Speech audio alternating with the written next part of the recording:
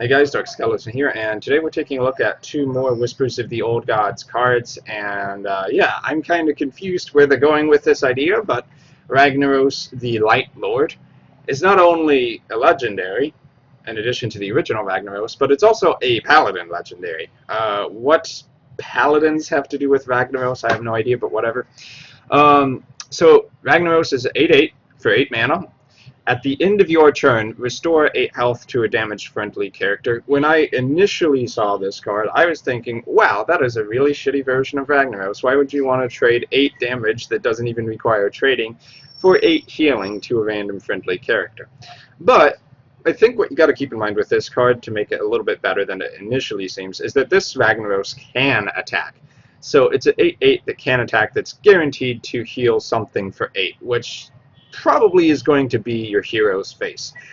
So I guess in control decks you could think of this Ragnaros as, oh, it's like a really big heal boss. And if that's the case, it's actually not too bad, because a control paladin is going to be fine with your opponent trading resources into your big legendary minions to remove them, because obviously you want to not die.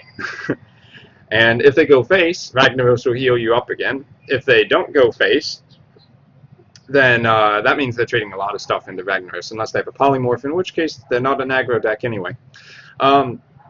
So an 8/8 for 8 mana is generally really bad. So, I mean, you can almost look at it like, oh, it's a mountain giant where you're paying 4 more mana to heal 8, but has the potential to heal more on future turns, and is also combined into one card.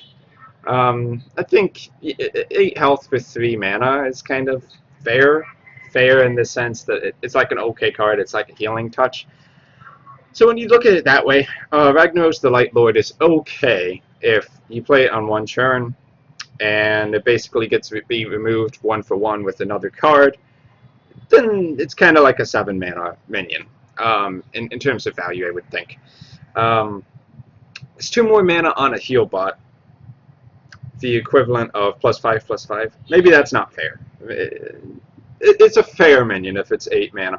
But where it becomes strong is if it doesn't get removed, then you're just going to continually heal to full. What's nice about, damaged friendly character. That's what I was thinking a second ago.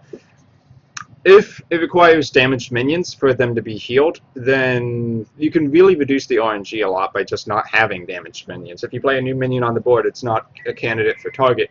So it's actually pretty not random here. So you could just kind of look at it as like restore 8 health to whichever minion you want to keep alive or your face each turn. And that's actually pretty good. You know, if you have like a Ysera on the board and you are basically at 4 HP, or you want to heal anyway, let's say you're not at 4 HP, but Ysera's like at 4, and you have Ragnaros the Lightlord in your hand, you have a 50/50 to heal your face or the Ysera. Now, 8 health on the Ysera would be crazy good, and crazy situational as well. I think overall it's a fair minion. It really does somewhat depend on how much BGH is going to be a thing later on, how much opponents have to work to remove this guy, as with any big legendary. It seems decent. I don't know if it's good, like good enough to play in Constructed.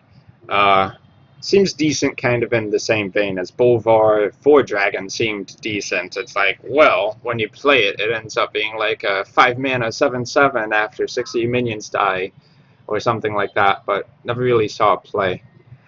I think this has a little bit more potential than Bolvar, so we'll have to see. Interesting that they'd make Ragnaros a Paladin legendary. I don't know if maybe I missed something from the Warcraft lore in Cataclysm or something like that. I never played Cataclysm, but anyway, interesting. Does make up for Healbot leaving the game, definitely. It's an alternative source of healing, and this is like the second legendary that's been based around healing. Anyway, Infest. Give your minions Death Rattle, add a random beast to your hand. And this is a Hunter card. So you could compare this very much to a Soul of the Forest, which creates a bunch of 2/2 treants whenever your minions die. The advantage of Soul of the Forest is they hit the field immediately. The advantage of Infest is that you are likely to get better than 2/2 minions. So if you have long enough to play all of them, then it can become kind of ridiculous. And what's nice about this card is that it also doesn't require your minions to be beast to add a beast to your hand. So you could think of this as a new version of a control hunter card, kind of in the same vein as Ball of Spiders, where it's like, whoa, you can get so much value out of 3 web spinners that add 3 random beasts to your hands as a death rattle for 6 mana. Pretty similar to that. Infest might be better because it doesn't cost as much, and you can kind of use it as a filler card, in the same vein as Arcane Intellect. Yeah, this is like the Hunter's Arcane Intellect. It just does it in a weird way. If you get 3 beasts, draw 3 for 3 mana is crazy. If you get 2, it's fair. It's like a bad version of Arcane Intellect because they're random beasts. Not ever going to be as good as, like, oh, draw 2 fireballs or something like that. Especially with the Sorcerer's Apprentice reduced mana cost synergy. But I think Infest is a fair card. It does give hunters another option to play that control style of deck. Another thing to note, it's not draw a card, it's add to your hand. So you could play this in Fatigue Hunter decks. Fatigue Hunter, did I really just say that was a thing? Could be. I'm probably crazy enough to try that. Maybe I will. Solid. Probably not going to be necessary in face decks. Maybe good in mid-range. Or maybe Control Hunter will actually be a real thing this time around. You could kind of say Control Hunter was a thing. If you go look up the Dragon Zrilla deck, that's DRAGONZRILLA. The 2 L's, if I said 3. And it's a Hunter deck that's based around control, dragons, and Gazrilla. So you can basically combo Gazrilla with its damage sources and hit your opponent for like 50 burst damage in the game. Sometimes. Anyway, that deck was actually pretty viable. Not commonly played, but pretty interesting and viable.